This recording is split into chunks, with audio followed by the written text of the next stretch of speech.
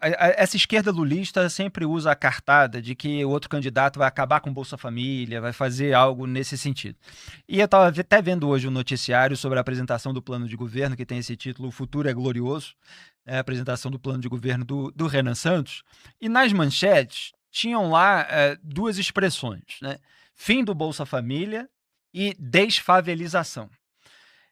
Você sabe que são sínteses que podem ter uma interpretação muito ruim se a pessoa tiver um viés, não quiser ler a proposta especificamente. A síntese, ela dá margem para interpretações eventualmente positivas ou interpretações negativas, né? E quando se fala, enfim, do Bolsa Família, sempre vem aquele discurso. São pessoas que só querem atender ao mercado financeiro, não querem atender a população pobre, não está nem aí para as pessoas de baixa renda, porque são pessoas ricas, são pessoas de classe média. Isso tudo que se fala sobre quem quer mexer. Às vezes é mexer de alguma outra maneira que não é nem acabar, né, mas ter algum tipo de requisito, etc. Então, queria seu esclarecimento sobre qual é a proposta do Renan Santos, a proposta do seu grupo político em relação ao Bolsa Família, já que é um tema tão sensível.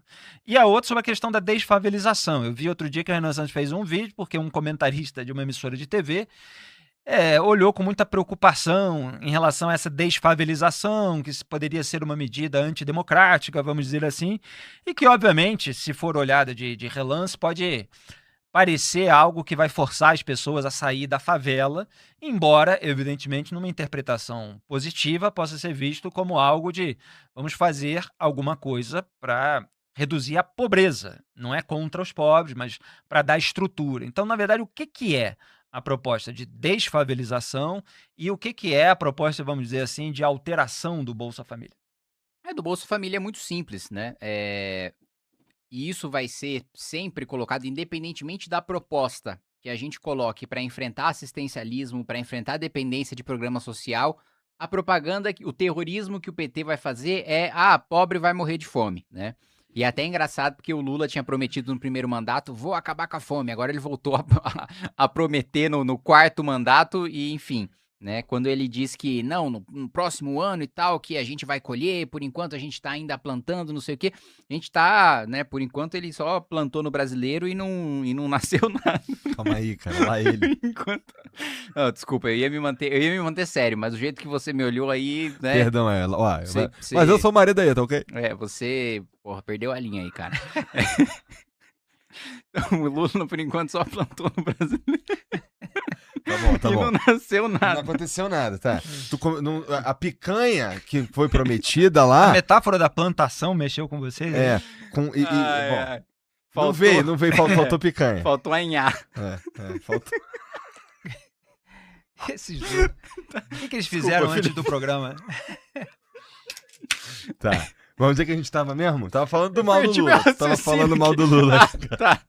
Bolsa Família. Isso. Olá, já deu seu like? Não deixe de ajudar o canal.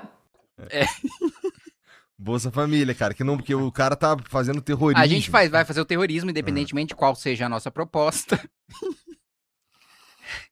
Cara, não dá porque o chat tá na minha cara aqui. E eu tô vendo a galera rachando. A galera tá rachando de rir. O Vitão vai ter que tirar o chat daqui, hein, Vitão? Senão vai foder. Não, pode deixar. Pronto, já era. Pronto. Agora eu tô vendo você em vez de olhar o chat, porra. Para de ir. Deputado federal tem crise de riso durante o programa. Está até suando. Melhora esse ar-condicionado aí pra nós, Bruno, por favor. Independentemente, né, da proposta que a gente tenha pra libertar o Brasil de assistencialismo, de Bolsa Família e por aí vai, vão falar que é contra pobres. Mas a gente precisa defender o que é correto, independentemente da propaganda. Que é fazer frentes de trabalho, né? Pô, a pessoa é jovem, saudável. Nós teremos um grande programa de infraestrutura. Um exemplo. Nós queremos fazer 10 mil quilômetros de ferrovia ao redor do país. Isso vai se estender também para manutenção e duplicação de rodovias, para modernização de portos, de aeroportos. Não vai faltar emprego, porque o investimento público vai atingir níveis que nós nunca vimos antes, porque a gente vai liberar um espaço fiscal de 1 trilhão e 100 bilhões de reais em 5 anos, que vai dar muito poder para a gente tocar esse investimento. Então é o seguinte...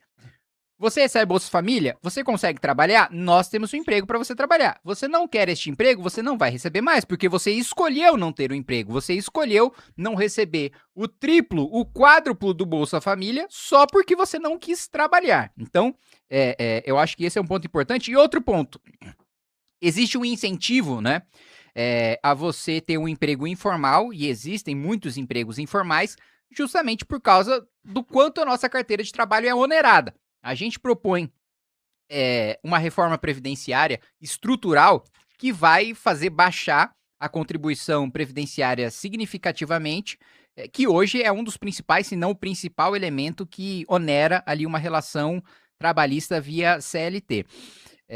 Esse é o ponto em relação ao Bolsa Família. Em relação à desfavelização, eu fico realmente espantado, né? Como um jornalista tem coragem de dizer que defender desfavelização é uma medida antidemocrática. Eu falo, mas gente, antidemocrático é eu manter o controle do crime organizado na favela. Isso é antidemocrático, porque aí só é cidadão, só tem direito de exercer livremente o seu voto quem não tá na favela.